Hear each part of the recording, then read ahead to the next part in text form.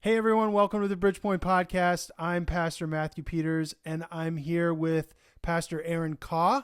So glad that you're with us today, Aaron. Aaron, thank you for being willing to come and talk to us about a subject that's very near and dear to my heart, which is how to engage in conversations with people, particularly in the diverse culture and changing world and very different opinions, very different views that people have. And so we've entered into this world where, particularly in social media and just in the public dialogue, people are not really learning how to talk to each other appropriately. It's almost like it's an art that we've lost or something. And in our conversations, you've brought this up a few times. Talk to us about what alerted you to this, some of the things in your background, and why you think this is an important subject for us to talk about in terms of how is it that we should engage in conversation.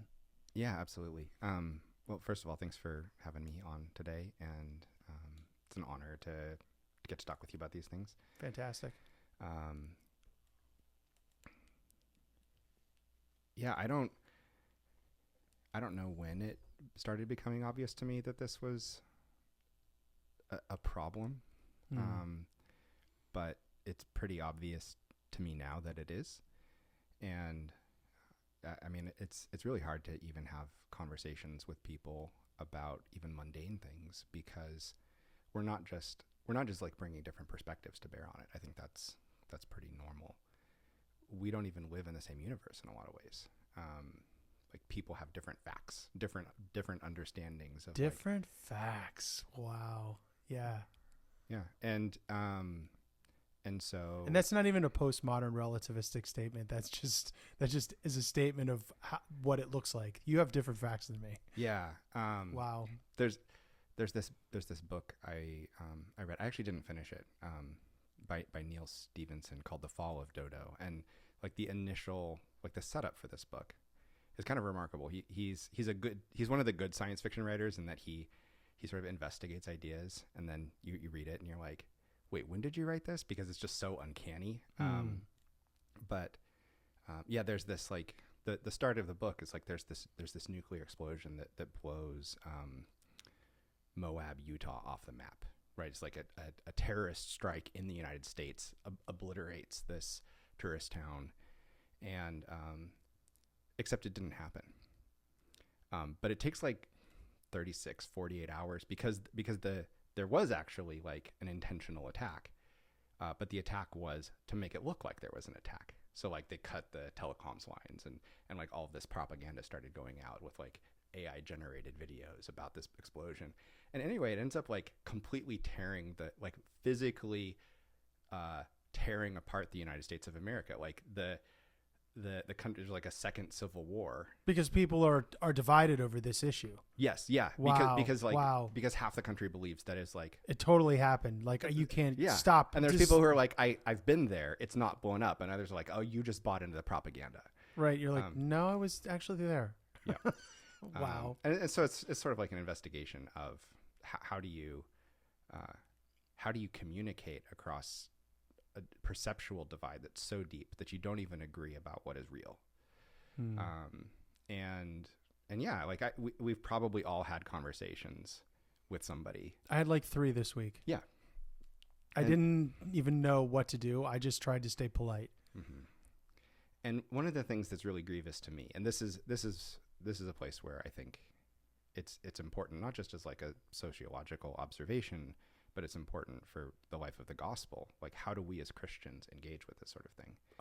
Is that yes, often churches organize around that shared perceptual understanding, right?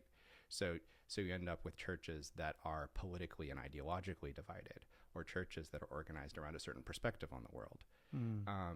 And I think this is really a problem. In Christ, there's neither Jew nor Greek. There's neither slave nor free. There's neither male nor female, right? We're supposed to have these dividing walls of separation, even things that are that are deeply connected to our identity, where we've come from, our nationality, our gender, right? Those things are not supposed to be determinative for the church.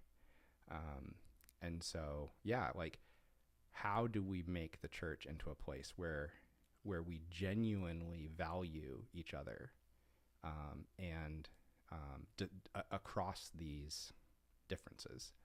And then, and I've seen that happen. Mm-hmm. And I think it does happen in healthy churches.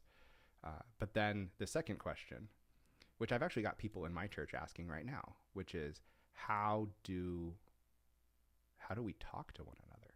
How do we actually love one another? Do you just ignore it? Like, just don't talk about those things, because we all love Jesus. So let's just not talk about the theological differences, the political differences, because it's controversial and it's hard and right, and it's uncomfortable. So maybe it's better just not to talk about it. Right? Mm-hmm. And I could, yeah, like, you could make a biblical case for that.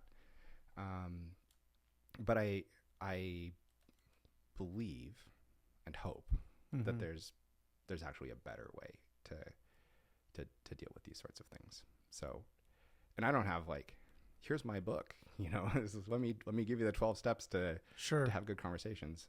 Those books exist, but for me, it's just a question worth asking. How do we have conversations in the church and outside of the church? Yeah.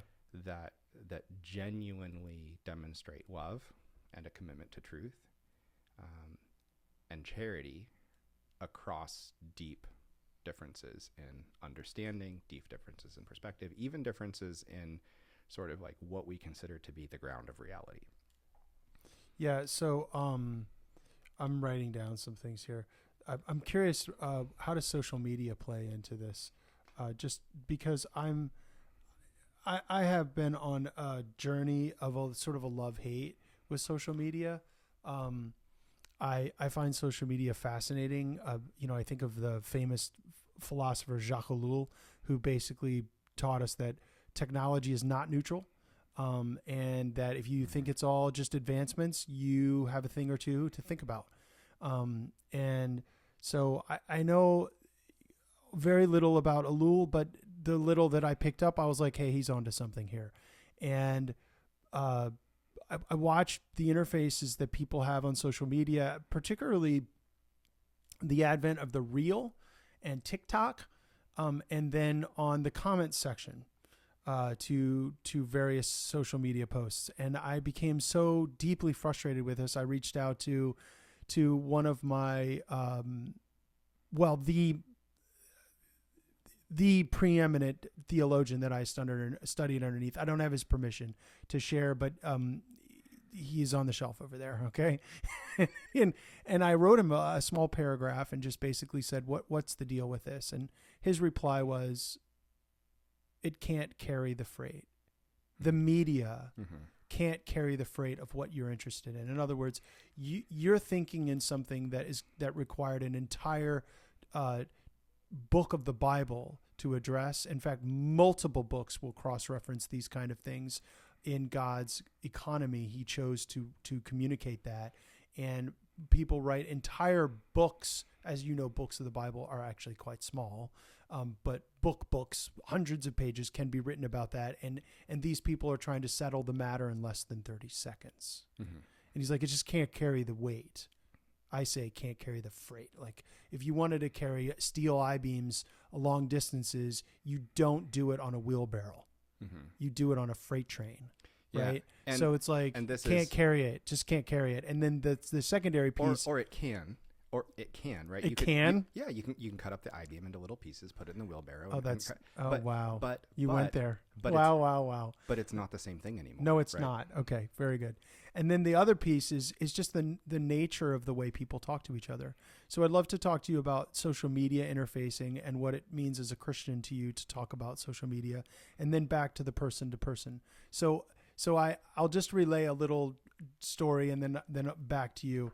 So I have a friend that lives on the West Coast and I'm from the East Coast. It doesn't matter. Now I live in the Midwest. And if he hears this, I hope that people don't pinpoint him or he's upset. But with the advent of a certain individual getting elected, he's done nothing but post what I would regard as left-wing Christian ideology on, and so he'll if you're going to have an anti-Kings rally, he will totally support that. You know what I mean? If you want to say something against January 6th, he's all about that. If you believe that certain countries in the Middle East or certain countries in Europe should or should not be supported, he'll fall down on wherever the party line on the left tells you should fall. And I find myself wanting to be above all of that. Like, honestly, like I mean that sincerely. I want to be above all that. And yet, if people are killing people and they cannot be stopped, right, then you should stop them. And, so I basically challenged him by writing a couple of scripture verses. Like I wrote, now Samuel took his sword and hacked Agag to pieces. Now Jesus will come and out of his mouth he will draw a sword with which he will defeat the nations. Or Romans, that was Revelation, and it's 1 Samuel 15 or 17. I can't remember what it is, but I don't know off the top of my head. And then of course my favorite, Romans 13. Obey the authorities. They don't wield the sword for nothing. You should be afraid of them. Okay. Right. Do good and they won't harm you, but do bad and you'll figure out why. Basically, that's my quick Romans 13. And he's like, why are you sending me this? And he writes me this giant thing about like just war theory and about how like it never happened and it never will. And I want to be like, why are you lecturing me online about just war? And like my tone was friendly, snarky. Like that's kind of what I thought it was. His tone was like, let me lecture you, you idiot. That's the way I felt. Mm-hmm. And I just wrote him, hey, I'm just putting these stuff out here so you can think about it. You posted all this stuff. Right. I'm just giving the devil's advocate counterpost. Mm-hmm. Thanks so much. I appreciate the dialogue. Love you, brother. Right. I just had to leave it at that because I realized there's no way for me to have a conversation with someone who's dealing with different facts than me and doesn't understand how sophisticated my hermeneutic of scripture is. Like, I know what it means to be an Old Testament prophet and hack someone to pieces. I understand the new covenant and how those things go together. Right. I get all of Jesus's teaching on the Sermon on the Mount, and I fully understand that you're supposed to turn your cheek. Give me a break. I'm not but are you going to pay attention to the fact that Jesus one day will bring a sword, or do you want to pretend like he can't do that? You know what I mean? And he can't give his agents the ability to at least bring some measure of justice, right? So that's what I was trying to say. I don't think there ever has been a just war in the history of the world. I'm a World War II buff. I assure you, everybody was corrupt on all sides the whole time. Right. And this should not be surprising. But it's impossible to talk to people on social media. And how do you, what has been your experience? What would you say? Yeah. So first, noting that we only have an hour, I'm just gonna leave the post and the response and the hermeneutics implied, and like I'm preaching through Revelation right now, so like I want to talk about the sword. I do know and the that. mouth and I'm not baiting you. Well, okay, but let's put all that aside. Okay. I feel like I don't have very much to say about social media that isn't just like trite, obvious truisms. I think most people who've thought about it at all recognize that, like, okay, discourse is hard on social media because you're not actually having a conversation. I mean, in the same way that... Well, and people have the courage or stupidity, rather, to say anything that they want to people that they would never dream if they were saying it to someone's face. Right. Social media is the relational equivalent of driving a car. Like you've got this thing mediating between you and the other people. Mm-hmm. And so they're enemies, right? Like when you're driving your car and somebody cuts you off, if somebody cuts you off in the grocery store, like they step in front of you, you're like, oh, excuse me. But if somebody cuts you off in traffic, you're like, you idiot, what are you doing? Do you even know how to drive? Where did you grow up? Don't your parents teach you better? Like we have this just what are you from Rhode Island where they don't use turn signals? Like, I don't know. or worse if you're from Philly, New Jersey. Right, Oh, right. Jersey. And I think Don't say Illinois. we don't need to talk about stereotypes about driving. Right. That's another rabbit trail. That's not worth pursuing right now. Okay. Yes, driving. But I think, right, so this social media acts as this buffer between you and other people, Yeah. which gives you the emotional distance to feel like it's okay to just sort of like lob these angry thoughts or half-formed thoughts or maybe like you said, I understand biblical hermeneutics. I understand the New Covenant and the distinction between an Old Testament prophet, and you do understand those things. Yeah, I hope I do. But you're engaging in the same way that he's engaging. You're like, hey, here's some Bible verses, right? And it's like, well, that's not gonna.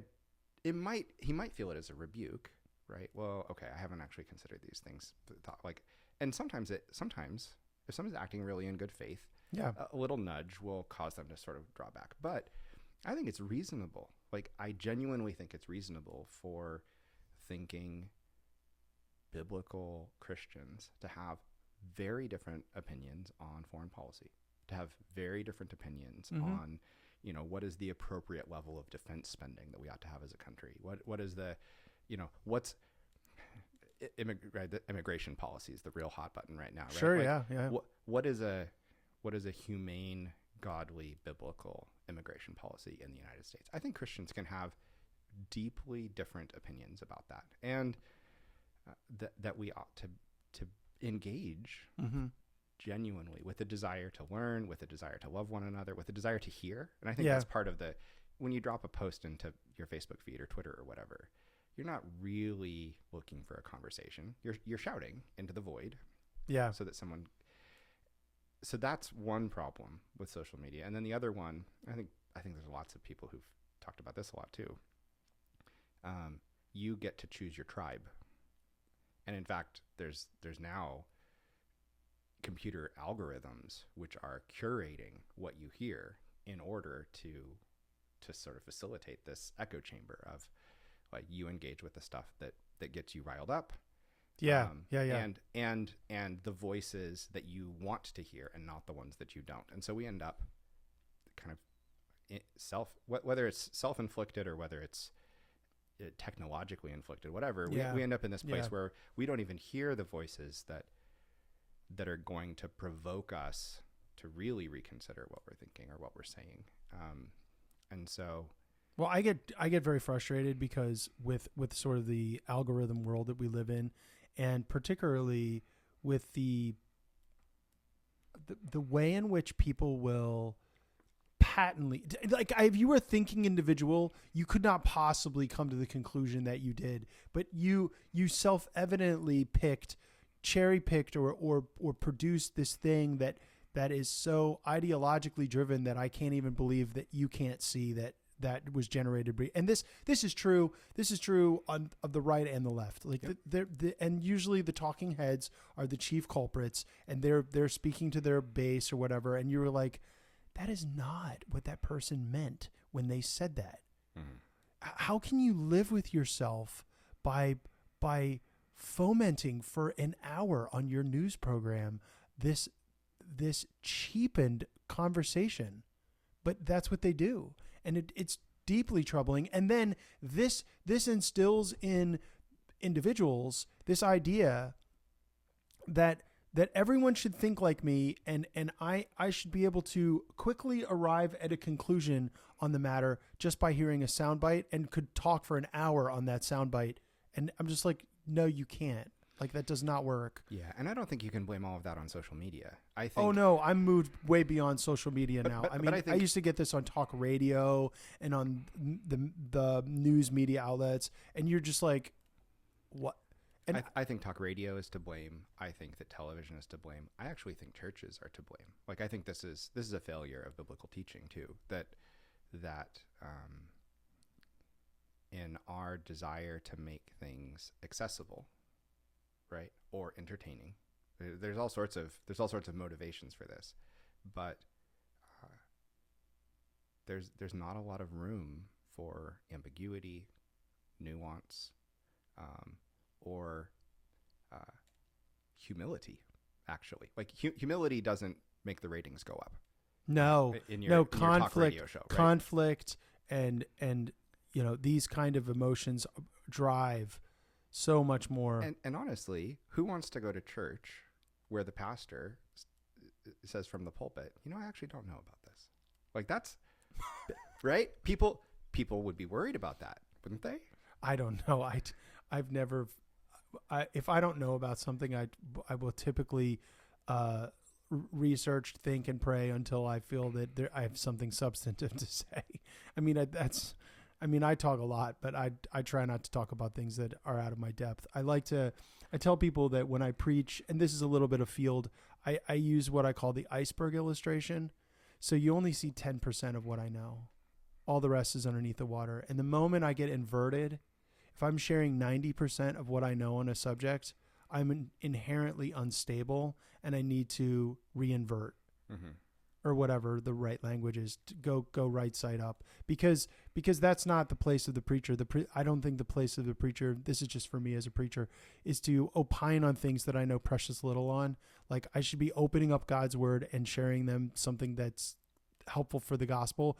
But I think it would be helpful in private conversation for preachers to admit that. Right. Rather than just stick to their ideological it guns or whatever. I don't know. I want to work with what you're saying. I just, yeah. And I was not trying to offer a theory of homiletics there. I don't think so. I'm simply either. saying I didn't take it that way. I don't think that we have a lot of room, like culturally, for things that fall outside the boundaries of simple, definitive answers. And the result of that is that when we disagree, we're kind of left with the fundamentalist dichotomy. And I think this is actually a helpful category is when you find yourself in a position that the people who disagree with you can only be one of two things, right? They're either stupid or evil. That there's a decent chance. So that makes you smart and holy or something? Yeah, but I think that like we think this about lots of things. That like the people who disagree with me must be stupid or evil. Stupid or evil. The people who disagree with me must be stupid because like this is obviously true, right? Yeah. Or evil. They're evil. And this comes up a lot within the church in theological disagreements. So, and man, I'm just so reluctant knowing that this is like going to go out for people to listen to. I'm so reluctant to bring up any particular example because I know whatever I pick, whether someone is going to say you are stupid and evil. Yes. There you go. Yeah. Oh man. Whether I pick just pick some like, and I think these are now I will bait you. I think you really should give examples, but maybe you shouldn't. I don't know. I think I should, and I'm not gonna. I don't want to like take a stand on any of these things because that's not the point. But like, if you're talking about the age of the earth, or you're talking about like readings of Revelation and your understanding of eschatology, or you're talking about baptism, right? Mm-hmm. The nature of sacraments, right? You can find people on both sides of those issues, lots of times. Right. Where, and I wouldn't say, I would say those issues have differing levels of importance in terms of their relationship to historic Christianity and the gospel. Right. But I think you can find people who would make each of those their take, which is at odds with substantial other portions of the church. Right.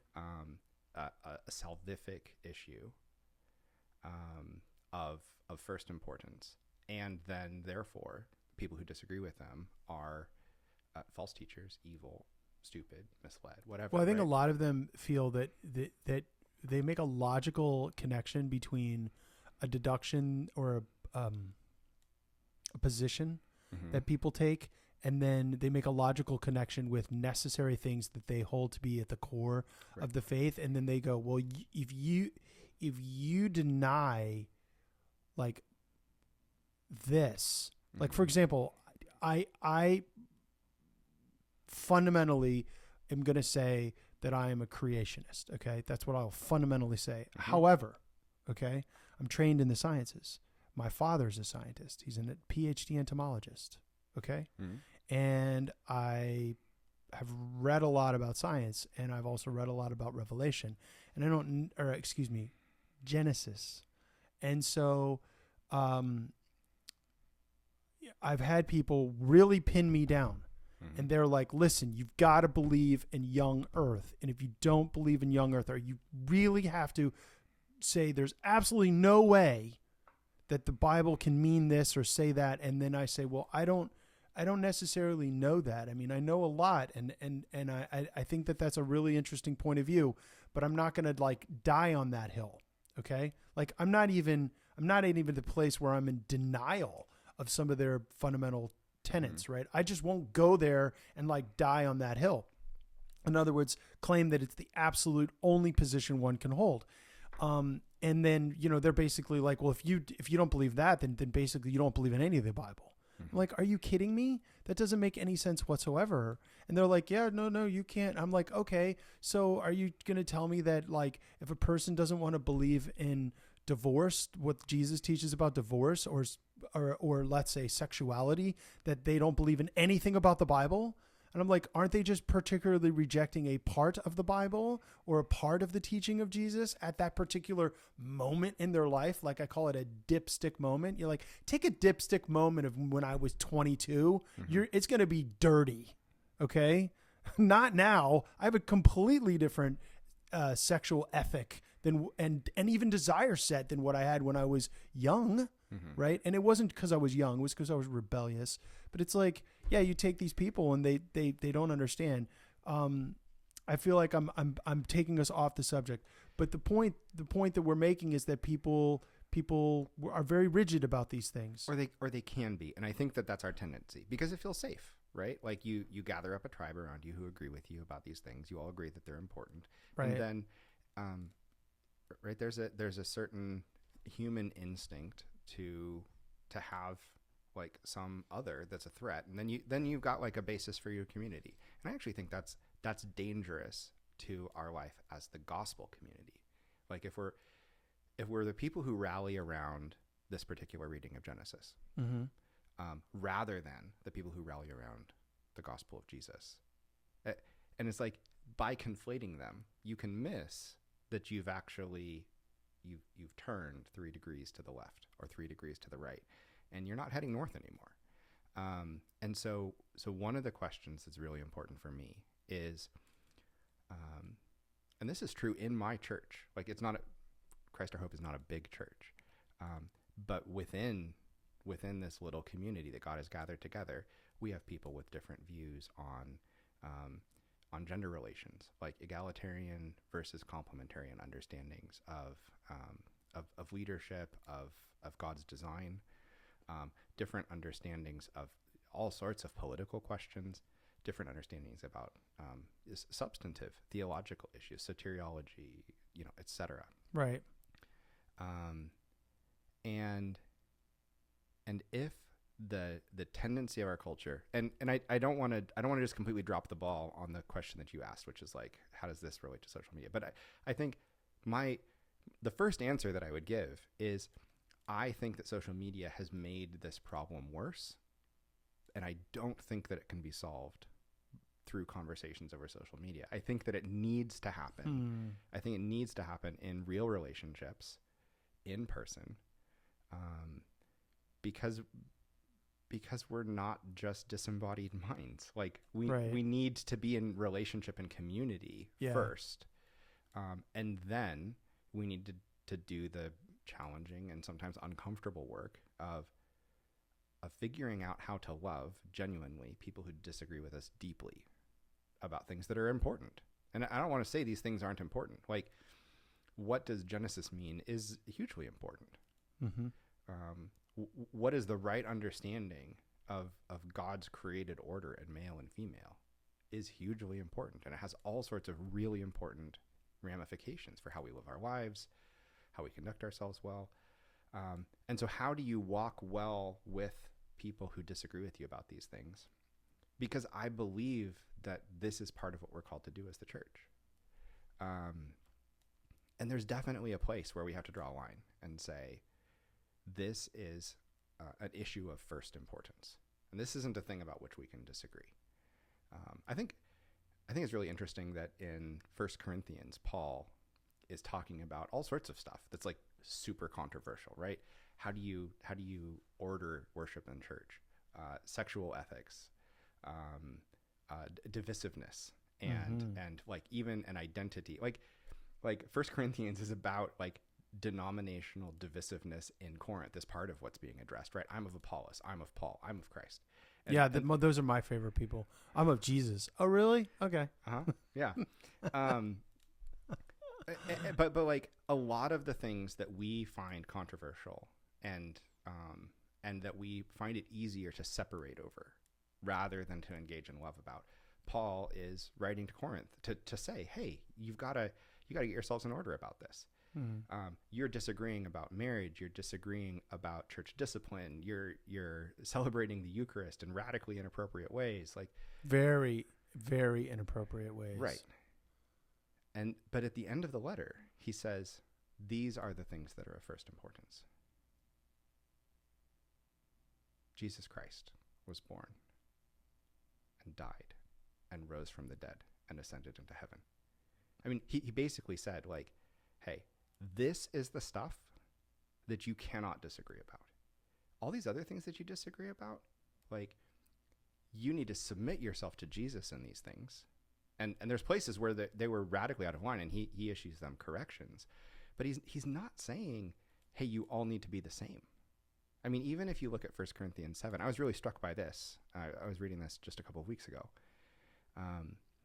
There's so many verses in 1 Corinthians 7 that you can pull out, and you can say, like, oh, this is what the Bible says about marriage. This is what the Bible says about singleness. This is what the Bible says about, okay, well, if you're married and you're a Christian and your husband is a non-believer, right? Well, this is Paul's counsel to you, right? And it's like, boom, that's what it is. Just do it. But if you read through just that one chapter, what you hear is this pastoral heart of counseling people who are walking through difficult circumstances. And he's like, look, here's what Jesus says. This is from the Lord. So here's like a hard boundary that you need to submit to. He's like, and then here's what I have to say to you. Here's some advice. And if that doesn't make sense, then think about this. And if that doesn't apply to you, if you're in this other circumstance, think about this thing. He's like, this is my counsel to you. And I think that, the Spirit is with me in giving you this counsel. Like, right. when you read it all of a sudden, it's not this like black and white definitive, here's a set of propositions to bludgeon people with. It's a conversation. Yeah. It's a conversation about real difficult human challenges, and a desire to walk in submission to Jesus in the midst of them. And that is a kind of conversation that I think we really need a lot more of. And I think that we can't have it if we're only shouting, truth bombs at each other on social media. And we also can't have it. This is the other place that we're inclined to go if we just refuse to talk about any of the things we disagree with. Yeah, it's like you can come over to my dinner you can come over to my house for dinner, but here's the thing that we can't talk about: religion and politics. Okay, don't bring it up. Right. Right. Yeah, and so what's so we're reduced to talking about like our hobbies or our favorite flavors of ice cream. Like, you can't talk. Like, my dad said something to me, and I think that he was onto something. He said, like, people that are like not really high level, they'll talk about people. They'll gossip. You know what I mean? People of greater substance will talk about things, and people that are of high substance will talk about ideas. And that's really tricky business, because actually ideas are some of the most important thing in the world. But if we can't talk about our ideas or even our ideologies, if that's a thing, then what kind of level of conversation can we have? And you need to be able to talk to people about everything respectfully and you might learn something. I just really, I have a lot of books on my shelf that right now that people will be like, you've got to be kidding me. You read that? I'm like, yeah, I really learned a lot from this person's perspective. I don't necessarily agree with them, but I'm not like cutting myself off from them or slinging arrows at them. I can listen to them. I can learn. Yeah. Yeah. And this, so I want to respond. You said that was what your dad said. This like, that people things. Yeah. ideas. He says that. I don't know if he's correct. I just have been fascinated by it. I can tell you that would have really resonated with me when I was younger. And in fact, this is one of the things my wife and I are best friends. We don't fight about anything, but one of the things we used to fight about was actually like, we see the world so differently, and she really, really values people, and I really, really value ideas. And so we literally had this like ongoing, and I want to say it was like a debate, good, wholesome, like, let's just talk about this and try and convince each other. But it was a fight. Like, she thought I was wrong. I thought she was wrong. We were both upset about it. Sure. And I said, look, truth is the most important thing. Like, truth is more important than people. And she's like, no, people are more important than truth. Like, because truth doesn't have any value for people that which God values. God values people. It doesn't have any value unless there's people who can hear it and engage with it and think. And I'm like, well, yeah, but like, the truth is eternal and people are changeable. And so truth is the more important thing. And it's like kind of a nonsense debate, but we were both really committed to this. But I can see where you guys are coming from. I mean, I'm gonna offer a split the difference with you in a second, but go ahead.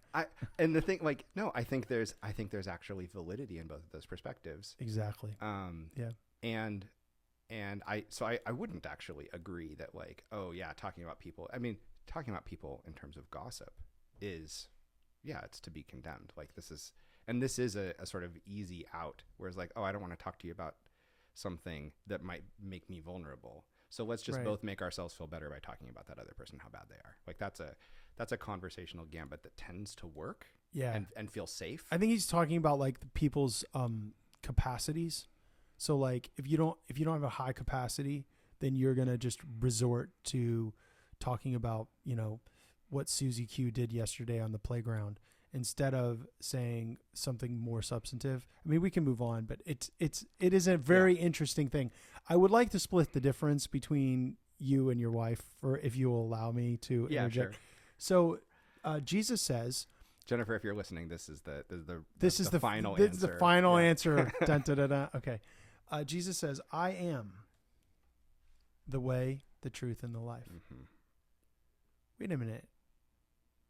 No. You can't be the truth, because truth is 2 + 2 = 4. Yeah. It's propositional, right? No, it's not, right? I mean, that's what Jesus says. Well, I'm not distorting Jesus's words. I'm learning from them. One of the things that I think is really true is that you can and ought to state truths propositionally. It brings clarity. It is a kind of expression of truth, right? You can also express truth relationally, but ultimate truth is always couched in relationships. But it is not divorced from propositional. So like, yeah, I have much to say about that, but that's far afield. We can do a whole nother podcast on that subject. I've thought a great deal. Over there on my shelf, I have written some philosophy about this years ago. I can share it with you. So tell us how you think we can love each other across these differences and do something more constructive in the way in which we're interfacing with each other. Yeah, I mean, I think it's hard. And I'm glad you said that. We sugarcoat things way too much. We need to tell people the real truth, which is that this is not easy. Don't pretend like it's easy. If it were easy, anybody could do it, right? Yeah. I'm really glad that you said that. I mean, I think that's actually like the first thing that you have to say if you're going to try to do this, because otherwise you're like, okay, let's have a conversation. and then you say some things, they say some things, they get offended or you get offended. Goes badly. Right. Yeah. And then you're like, okay, well, that didn't work. Not going to do that again. Right. And this is, we've all had these experiences, which is why the inclination is like, okay, let me say this on social media where it's safe, right? Either because I can just block the people who disagree with me, or they won't even see it. They won't even hear it. Or if I have to like, and people talk about this, right? Like when I'm going to Thanksgiving with my family, it's like, okay, well, better not talk about this, better not talk about that, because I'm going to be with my family. Don't talk about the war in Ukraine, man. Right. That's, people have very strong views on that. Or Israel and Gaza, or immigration, or, right? I mean, Israel and Gaza is easy. Come on, you know that. I gotcha. Keep going. That was terrible. Like I said, it's really hard. Bad. It's not just that you said it. It was like the fire in your eyes when you said it. And I was like, oh man, what have I just walked into? But that's like a great example, right? I'm immediately sitting over here like, okay, what do I say next? Yeah. Right. You say it's easy. Well, I'm on your podcast. Do I want to challenge you? Or like, and then it's also like, do I want this conversation to turn into Israel and Gaza, about which like I know very little. And so and that's the other thing is like, if you have strong opinions about it, right, then it's dangerous for me if I don't agree with you, or I think I don't agree with you. It's dangerous for me to talk to you about it, because you're going to have more facts. You're going to have more passion behind what you've thought about it more. You've read, you've got all sorts of data that I don't have. Yeah. And I might still have this like inkling in the back of my mind that you're wrong. Yeah. But you're going to win the conversation. So can I love what you're saying. What you're saying reminds me of something. Okay. And I'm watching this phenomenon, and true confessions here for a second. I actually love to watch people argue, and I think it's kind of pathological.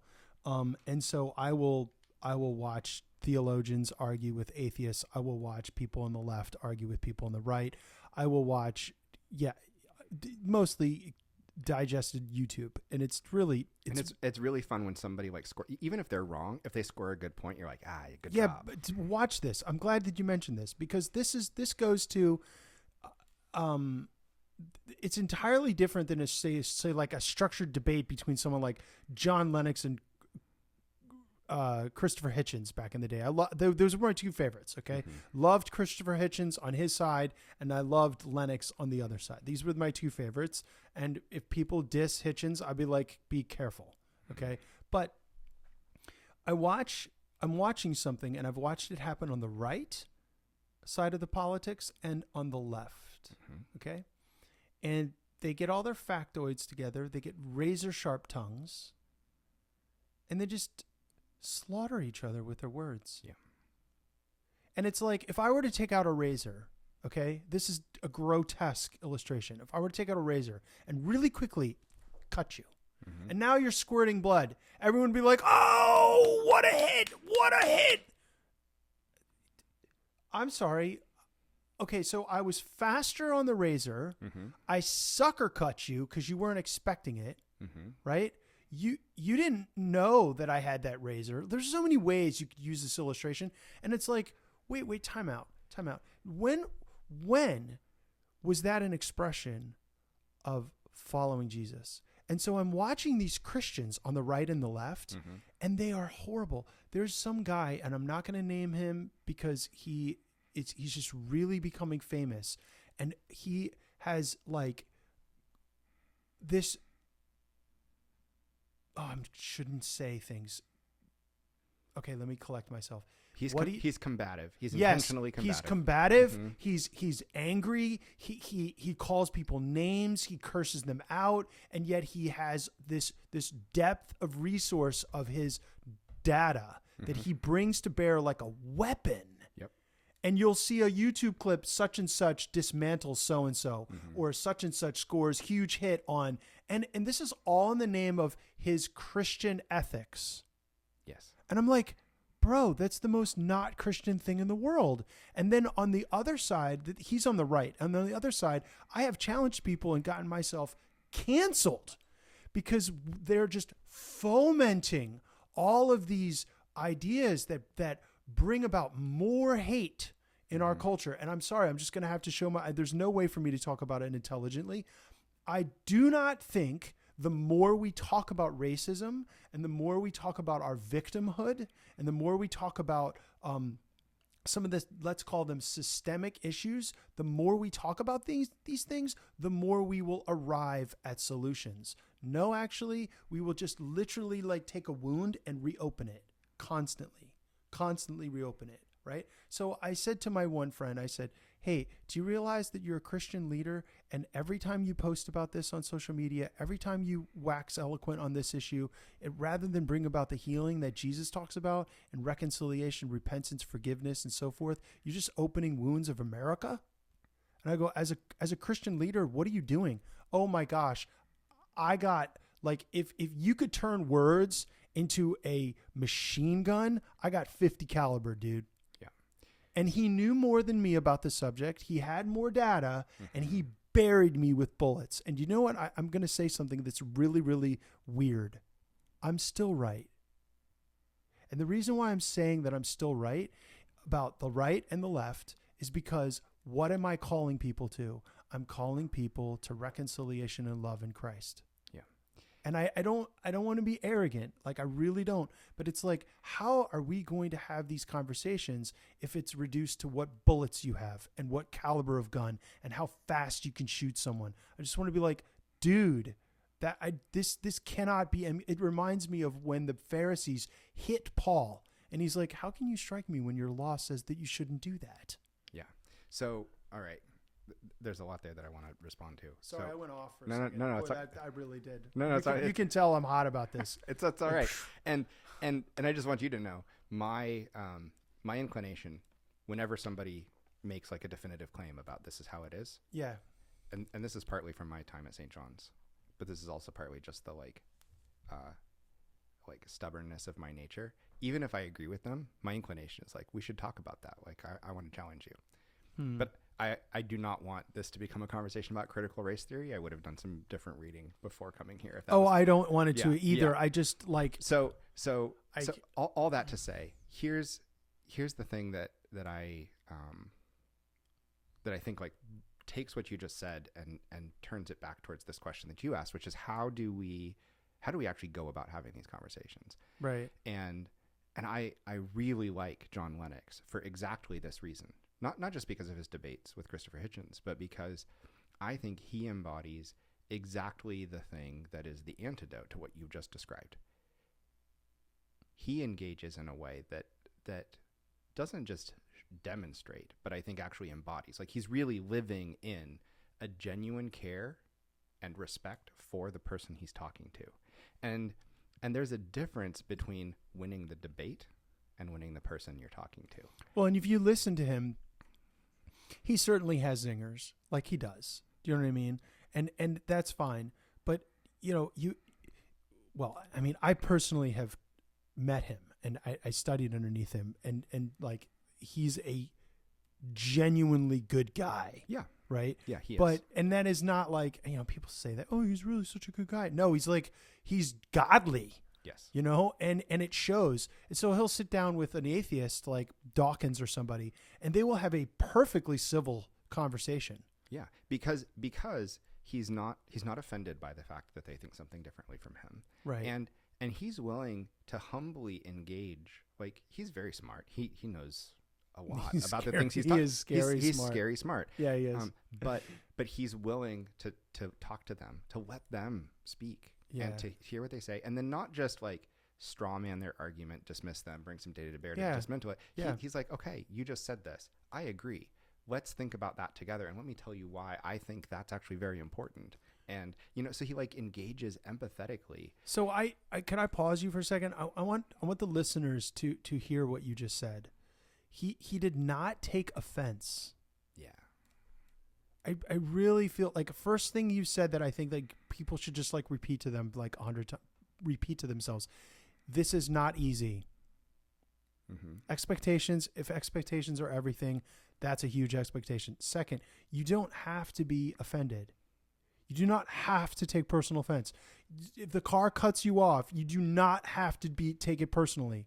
and Lennox and the rest of us have to not take it personally, because so like if you have a doctrinal issue with somebody in the church, or you have a political issue with someone in the church, very quickly we can become like fight or flight. We can very quickly take it personally, and it becomes this war, this totally unnecessary war. Right. Like, dude. Or it starts out as a war. And I think this is another one of the things where social media is just like, it's not the wheelbarrow you can carry this I-beam in. And I loved how you said we can chop it up. And well, yeah, that was but great. It's not an I-beam anymore, right? No, and it's that's not. And like it's Maybe not little baby it's I-beams. one of the reasons that it's not a genuine conversation on social media is because it's performative. Like social media is performative. You're putting out whatever you're putting, in public for people to see, because you want them to think something about you, or because you want them to think something about what you've said. So they can see it. So they can like it. And they this can is, share it. And this is the share. Yeah. I'm just thinking about you're going to talk about all those things at the end of the podcast, I'm sure. But no, it's fine. Carry on. Yeah. But when you're doing that on social media, right, it is automatically, because it's performative, it's about winning the debate, it's about winning the conversation, because it's in this public forum, and it's the like, it incentivizes, in fact it kind of demands, like, okay, this is a battle, so I've got to get out my razor blade and cut you, because otherwise people will think I'm wrong and people will think you're right, and I'm saying this here so that people will think I'm right about this, and they'll agree with me. And if you come in and challenge that, then you've challenged my ideas, which means you've challenged my identity as I'm projecting it into the world. And so like that, because it's performative, it becomes combative. And that's you notice that people can't ever apologize. Like, that's the greatest sin. You can never apologize. Yeah. Now, I know what people say, never apologize. And, I learned this lesson, is that there are certain people you shouldn't offer an apology to, because it will make no difference, because they don't want a relationship with you. They have contempt for you. Okay? But that's not your wife. That's not your brother or sister in Christ. Mm-hmm. Right? And you're making this great point that, like, social media, I would suggest that we arrest the portion on social media, because I think that dare I say something that's hypocritical, you've settled the matter in my mind with this business of performative. It is not, when you have a conversation with someone in church, okay, or you have a conversation in a social setting, it is definitively not performative. It should behave under entirely different parameters. Right. It's about the relationship rather than being about like winning the conversation. Which is winning why, the exchange. I used to argue when I was first married, and I have to confess the lunacy of this, the absolute preposterousness of winning an argument with a loved one. Right. Because when you win, you lose. Oh, good. So you won the argument with your wife. That's great. Now she definitely loves you more. And your relationship has been so advanced because you set her straight. Mm-hmm. Give me a break. And then if you want to, we could go back to, I'm sorry to bring this up, but I just really think that it's quite remarkable. I care deeply about race issues in America. I didn't go do hip hop outreaches in Philly for years because I'm a racist. I'm struggle to not be offended when people tell me I have to be racist just because I was born white. Okay? So just let that hang out there. Okay? But one of the things that I think we need to talk about is, how can we have conversations with people that are totally, totally different than us, okay? And if we bring up the issue of the gospel, how the gospel would inform that, and then they attack us for it. So, for example, with the DEI issue, with the race issue, I'm relating these two things to argumentation, okay? So I had to realize that the only way I was going to advance my relationship with my wife is that if I humbled myself and forgave her, on the one hand, for things that I thought were genuine, damaging things to our relationship, and to repent to her. That's the gospel. Go to your 1 Corinthians 15. These things are of first importance. Mm-hmm. That Jesus Christ was crucified for your sins, was resurrected from the dead. Okay? And he spent an entire book for 14 chapters leading up to this, right? So it's pretty clear what he means by this. He's not just talking about some historical phenomenon, although he is referring to that. But I found that, like, okay, I'm not going to win an argument with my wife. What I need to do is apply the gospel, right? And I asked these, what I viewed as race hustlers, okay? I said, hey, I appreciate that you say that, you know, the color of racism is green because of the money that you made off of it, and white because of the people who perpetrated it, and red because it was the color of the blood of the slaves. Like, I get that. And now you want me to pay for that through reparations as a Christian. Like, I get it. I'm listening to you. I understand that. Can you just please explain to me how the gospel and the death and burial and resurrection of Jesus applies to this discussion? Just help me understand that. And I'm like, I'd love to talk to you about that. I got myself canceled. And yet I think that's where you're pointing us. You're pointing to us there, and I'm actually getting way ahead of you because I'm undoing very practical things that you can give to people. So we're going to have to back out of this, but I can't help but go there.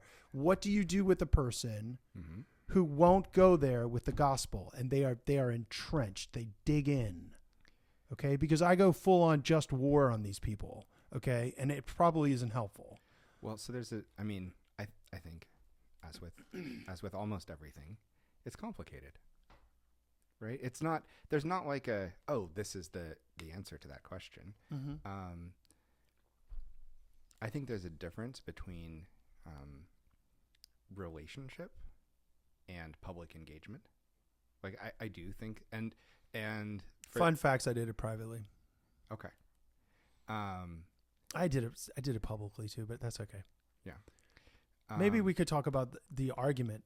Like, do you understand that, like, what I'm saying about comparing DEI and argumentation, and how winning the argument doesn't work, and so you need to apply the gospel? And then I tried to apply the gospel, rather win an argument with them, and then that fell flat because that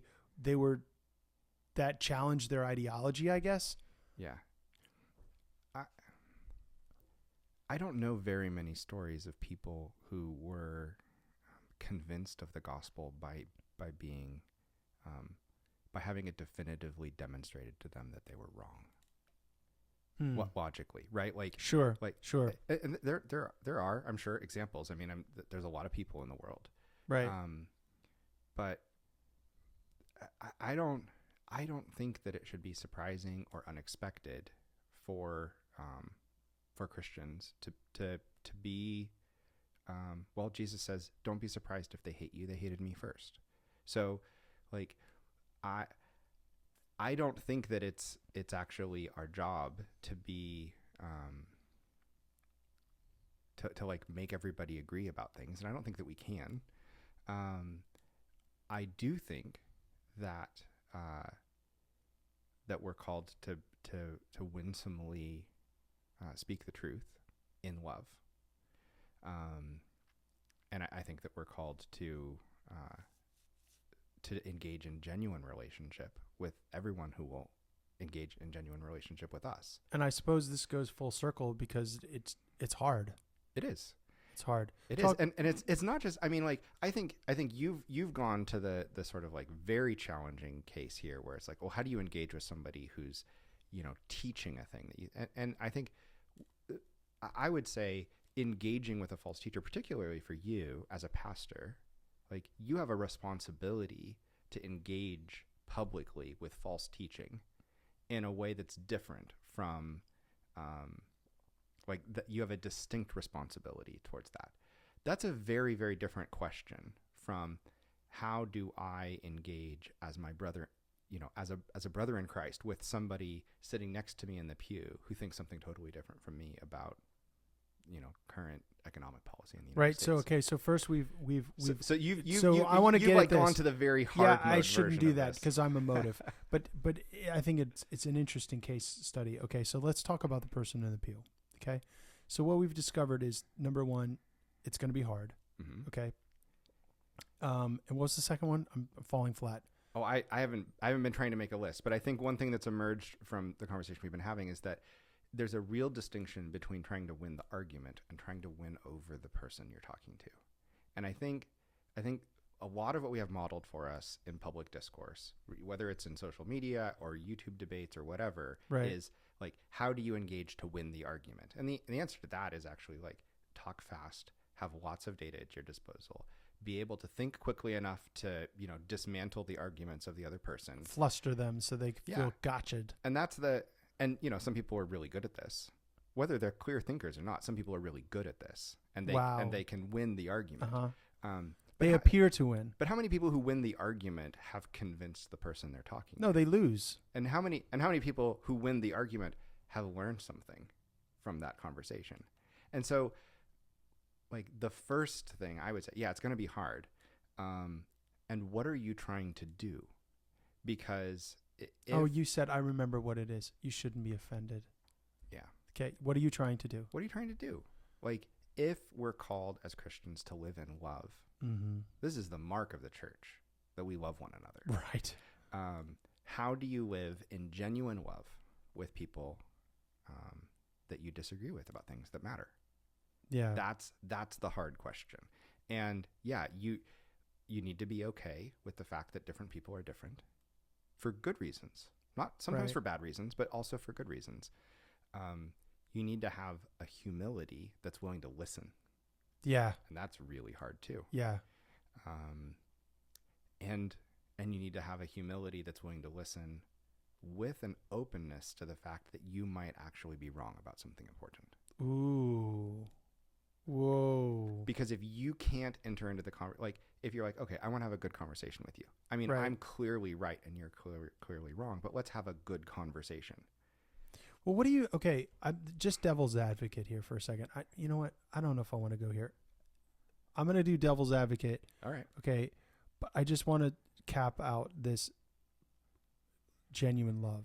It's like, how do you treat people with genuine love?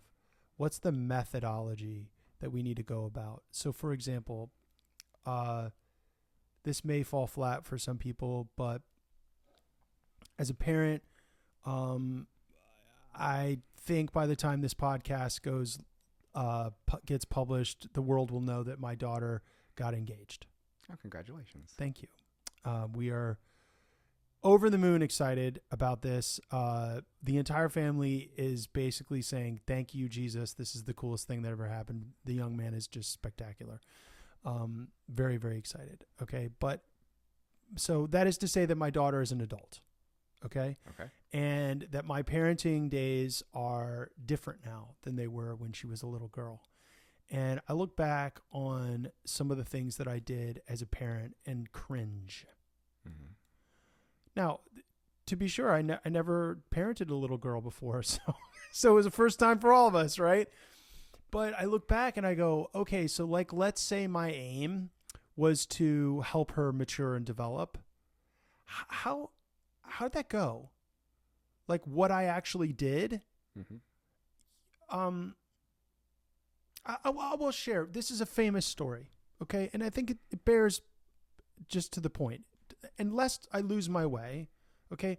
Let's go back. The purpose I'm trying to say is, what is the method that we will use in conversation so that we will love each other? Mm-hmm. We will not defeat each other. Okay. So Annika was going to move from her crib to her big girl bed. Okay.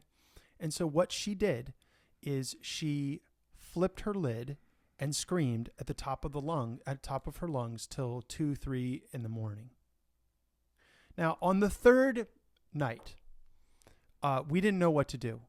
I basically lost my mind and went and reversed the locks on her door so that the lock was on the outside. So I locked her in her bedroom because she wouldn't not come in and cry to me and her mother.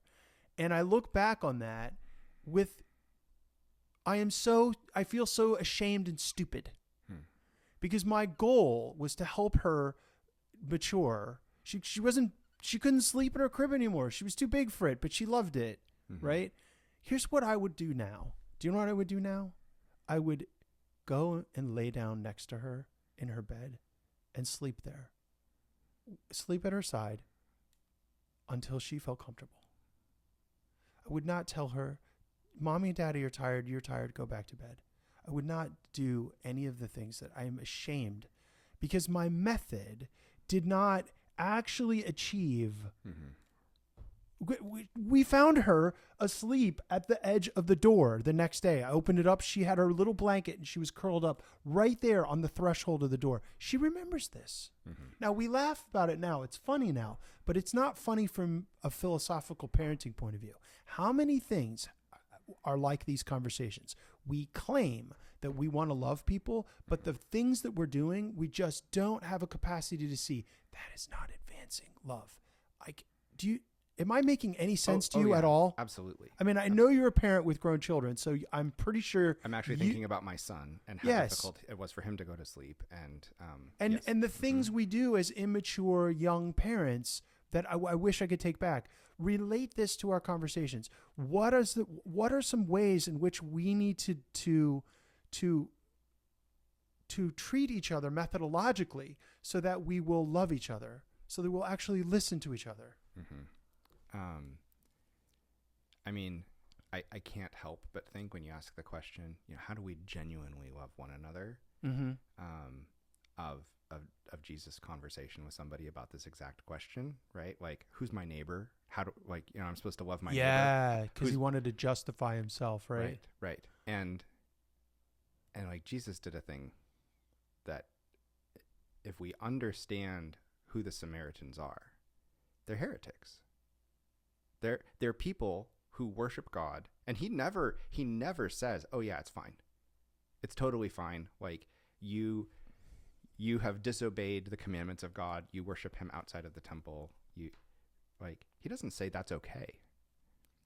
He says, "Who's the neighbor?" It's the Samaritan. Yeah. Right? And the challenge there is not just like the Samaritan did the kind thing. It was like the challenge in it is that, like, who is a Samaritan? A Samaritan is somebody who believes and practices, not just like some pagan religion, like a heretical, distorted version. They literally still sacrifice it there to this day, in contradistinction to the Jews. To this day. I taught in the 90s when I studied in Israel. I went there and I talked to the high priest. He told me all about it. I was like, what? They claim they have the 12 stones of Joshua. They also claim that they have the real temple. Amazing. It's crazy, right? No, I shouldn't say that. It is a distinct difference from historical Judaism. Yeah. And so I think for a Jew, right, for Jesus' audience when he's saying this, right, to engage with a Samaritan as if they're a neighbor worthy of love requires a willingness to treat these people who are offensive, right? Their actions are offensive. Their beliefs are offensive. Offensive to my own sense of calling as who I am. Yeah, in every conceivable category too, right? To treat them as if they're humans, which is actually not the inclination. The inclination is to treat them as if they're less than human, as that they're enemies. They believe wrong things. They're a threat to me, and so I am going to not engage with them. Wow. And Jesus says, no, you have to love them. And this is what he did too, right? The Pharisees are like, look at him. He's eating with tax collectors. He's eating with sinners, prostitutes, right? Right. Like, he's eating with the people he's having dinner with. Well, and then sharing there's so much we miss so much of this. And I'm pretty confident of this, that conversation is supercharged because what Jesus is doing in their mind is aiding and abetting the system of subjugation and oppression of the Roman Empire. because those are the sins that got us dominated. And if we hadn't been doing those things, Jesus, and you cavorting with people like that, platforming those people, if you will, right? Then we wouldn't be here. How can you do this? And Jesus engages with them first and foremost, not as Roman collaborators, not as people with sinful occupations. He engages with them as people that made in the image of God, that he came to love. Wow, yeah. That's powerful. And so, if Jesus can do that, if God incarnate can do that, right? He's far holier than we are. So shouldn't we be able to have conversation in good faith with somebody who disagrees with us about the ordination of women, or who disagrees with us about the age of the earth, or who disagrees with us about who disagrees with us about parenting styles? I mean, or racism, or transgender issues, or women. I don't want to say. I want to say it properly. Transgender, formerly born a man in women's sports. Do you know what I mean? On and on you go. Like, I get really hot on that issue because my sister was a college athlete. And there's all sorts of things that you need to engage with people. There's all sorts of things that we get really upset about. And why do we get angry about these things? I think that we get angry partly because we feel threatened, right? We feel threatened by, the woke agenda, or we feel threatened by the fundamentalists, or we feel threatened, they're going to oppress, they're going to oppress, or they're going to destroy, or they're going to, right? It's that, threat. The right-wing authoritarianism. And this seems to be one of the concerns on the left, and to bring this back, like to tie together a couple of things that you've said, the instruction to the church over and over and over, the instruction to the church in Revelation is to conquer. Jesus, to all 7 of the churches, this is his message: to the one who conquers, I will give. And then he gives some picture of the sort of final consummation of all things, right? The tree of life, hidden manna, to be pillars in the temple in the New Jerusalem, like right. Because we're going to conquer by winning arguments and defeating people. No. But then two chapters later, John has this vision of the throne room of God, and there's 4 elders, like worshiping, and 4 living creatures worshiping, and 24 elders. They're all gathered around the throne. Yep. And then he hears this voice. I'm going to omit some stuff, but he hears this voice because there's a scroll that needs to be opened, and no one's worthy to open the scroll. And he hears this voice that says, "The Lion of the tribe of Judah is worthy to open the scroll." And so we're expecting to see this conquering Messiah. This triumphant victor. We're expecting to see the Jesus from chapter 1 with the sword coming out of his mouth. Right. And what we see, he turns and he sees the one about whom this was spoken. And he doesn't see a lion. He doesn't see a warrior with a sword. He sees a lamb standing slain. And we're told this is the one who's conquered. The one who's conquered is Jesus on the cross. And that's how he conquered. He didn't conquer he conquered by eating with sinners, loving them, healing them, and dying for them. That's the victory of the Lamb. And that's the kind of victory and the kind of love that we're called to. Like, when Jesus says, conquer, that's what he means. He's like, follow me, the Lamb. And he's introduced in Revelation as the faithful and true witness. He's the one who tells us what God is really like. And then we're called over and over and over to be witnesses. So, like, how we engage with people, this desire to conquer, to convince other people that they're wrong because that's how we're going to keep ourselves safe, it's just a fundamental misunderstanding of the power and sovereignty of God. He's like, look, the whole world system is set out to conquer and to destroy, to oppress, right? The powerful to crush the weak, the rich to oppress the poor. That is the picture that the world has of conquering. And I think that, like, a lot of times we're tempted to engage in discourse like that, Like, we have to win. We have to defend ourselves. We have to protect ourselves. We have to, protect our culture from being destroyed. We have to protect our way of life from these people who disagree with us, who are going to mess it up. We have to protect our church from this theology that goes at odds with how we think it should be. I don't want to deny the importance of the impulses that those things are trying to protect. Yeah. But what we're told is that as the people of God, we are supposed to witness to Jesus by living like Jesus and by loving like Jesus, and to expect that it's going to hurt.